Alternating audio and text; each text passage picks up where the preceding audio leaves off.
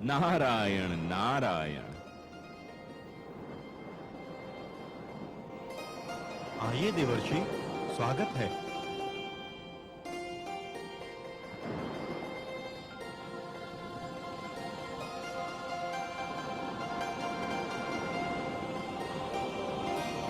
वातावरण का ताप बहुत बढ़ा हुआ दिख रहा है।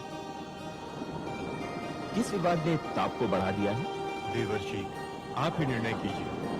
हमारा कहना है कि दानव वासुकी के मुख का छोर पकड़ेंगे और देवता धूम का छोर, पर ये दानव मान ही नहीं रहे हैं। हे देवर्षि, समझौते का प्रस्ताव देवराज लेकर आए थे, हमने मान लिया।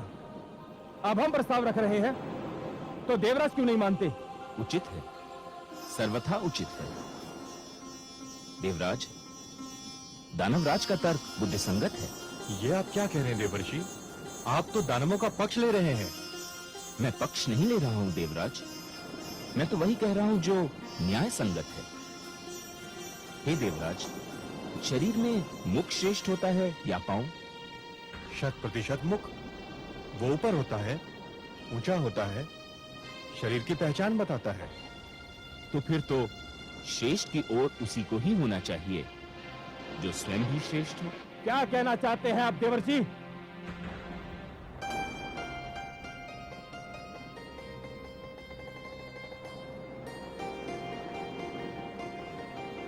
मैं ये कहना चाह रहा हूं दानवराज कि जिस प्रकार शरीर में मुख श्रेष्ठ होता है, उसी प्रकार सृष्टि में देवता श्रेष्ठ है। इसलिए वासुकी के मुख की ओर तो देवताओं को ही होना चाहिए। आप हमारा अपमान कर रहे हैं देवर्षि। हमने देवताओं को परास्त किया है, युद्ध क्षेत्र में उन्हें सर झुकाने पर विवश कर दिया था। देवता श्रेष्ठ थे, अब नहीं है, और पराजित कभी श्रेष्ठ नहीं हो सकता। अब तो केवल हम श्रेष्ठ हैं। उचित है, सर्वथा उचित है। इस विषय पर तो मैंने भी नहीं सोचा था। श्रेष्ठ वही होता है जो विजयी होता है।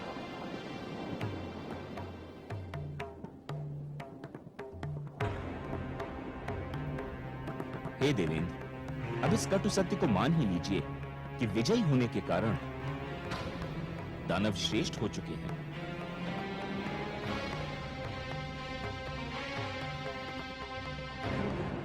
हे दानवराज, श्रेष्ठता की कुछ मांगे होती हैं, और प्रथम मांग यह होती है कि उसे हमेशा श्रेष्ठ की ओर रहना पड़ता है। यह मांग तो तभी पूरी हो सकती है जब आप वासुकी के श्रेष्ठ भाग की ओर।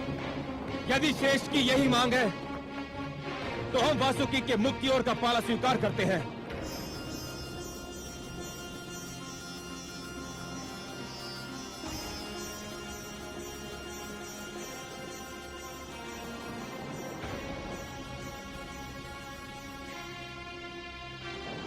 आप वास्तव में श्रेष्ठ हैं दानवराज।